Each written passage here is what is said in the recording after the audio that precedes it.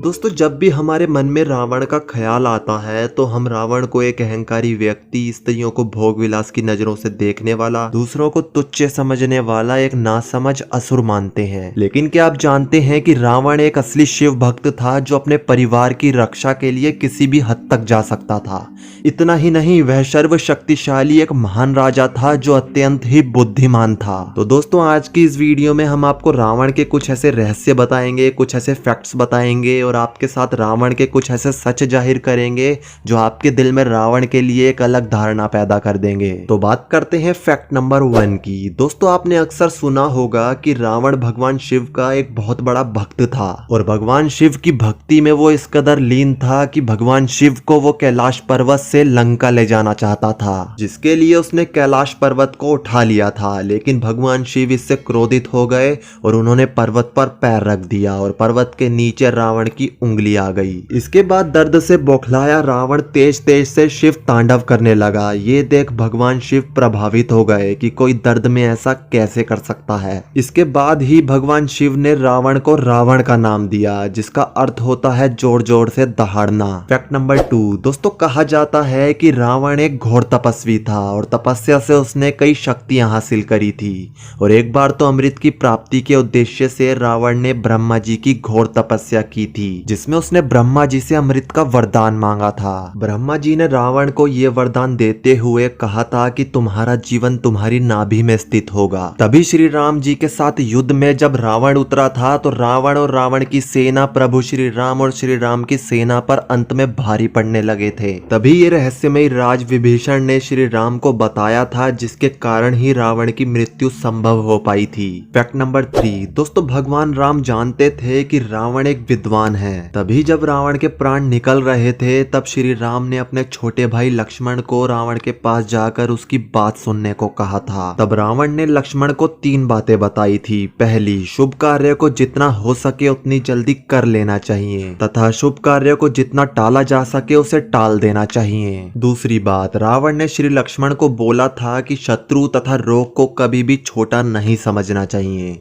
छोटे से छोटा रोग भी प्राण के लिए घातक साबित हो सकता है तथा छोटे से छोटा शत्रु भी सर्वनाश कर सकता है। रावण ने श्री राम, लक्ष्मण और उनकी वानर सेना को तुच्छ समझा था और वही रावण की मृत्यु का कारण बने। तीसरी बात, रावण ने लक्ष्मण को कहा था कि अपना कोई भी गुप्त राज किसी को बताना नहीं चाहिए, चाहे आपका कोई कितना भी प्रिय हो। अगर कोई अपना राज किसी के आगे प्रकट कर देता है तो उसके लिए वह मुसीबत बन सकता है। रावण के नाभि में अमृत कुंड का रहस्य रावण ने विभीषण के आगे प्रकट कर दिया था, जो बाद में उसकी मृत्यु का कारण बना। Fact number 4। रावण का पिता एक ब्राह्मण था और उसकी माता एक राक्षसनी। तभी रावण के पास ब्राह्मणों जैसा दिमाग था और राक्षसों जैसी शक्ति। वाल्मीकि रामायण के अनुसार रावण पुलस्त्य मुनि का पोता था, अर्थात उनके पुत्र विशर्वा का पुत्र था। विशर्वा की वरवर्णिनी और कैकसी नामक 2 पत्नियां थी, जिसमें से कैकसी ने अशुभ समय में गर्भ धारण किया था। इसी कारण से उसके गर्भ में रावण और कुंभकर्ण जैसे क्रूर स्वभाव वाले भयंकर राक्षस उत्पन्न हुए। तो इस तरह रावण का जन्म हुआ, जिसका अंत भगवान श्री राम के हाथों हुआ। Fact number 5। दोस्तों, रावण एक बेहद ही बुद्धिमान और मायावी असुर था, जिसने अपनी बुद्धिमानता और बल से कई देवों को हराया। और कहते हैं शनिदेव और इंद्रदेव तक को रावण ने अपना बंदी बना लिया था।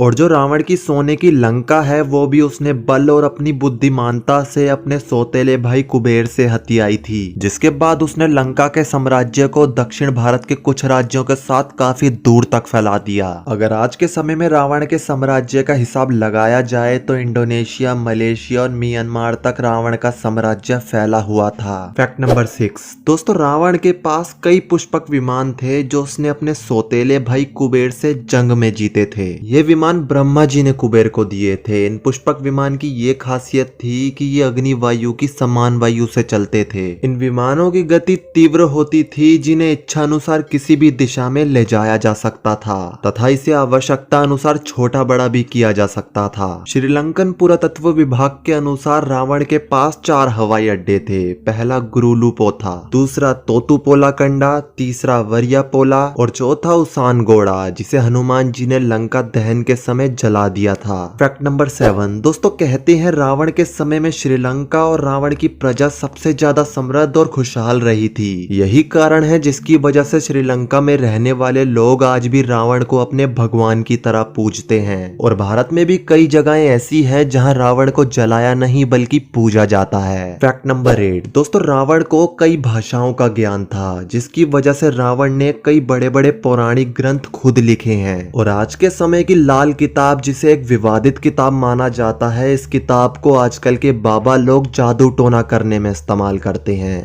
तथा कई बाबा इससे इंसान की कुंडली भी बता देते हैं। ये लाल किताब स्वयं रावण के द्वारा ही लिखी गई है और कहा जाता है रावण जिस ग्रंथ को एक बार पढ़ लेता था वो ग्रंथ उसे पूरी उम्र भर याद हो जाता था। तो इससे आपको रावण की बुद्धिमानिकता का अनुभव हो गया होगा। फैक्ट नंबर 9 दोस्तों, कहा जाता है कि रावण को रुद्रवीणा बजाने में महारत हासिल थी और कई बार भगवान शिव और ब्रह्मा जी को रुद्रवीणा बजा के रावण प्रसन्न कर चुका था, जिसके परिणाम स्वरूप भगवान शिव और ब्रह्मा जी ने उसे कुछ ऐसी असंभव शक्तियां दी थी जिसने उसे साधारण से असाधारण और एक मायावी राक्षस बना दिया था।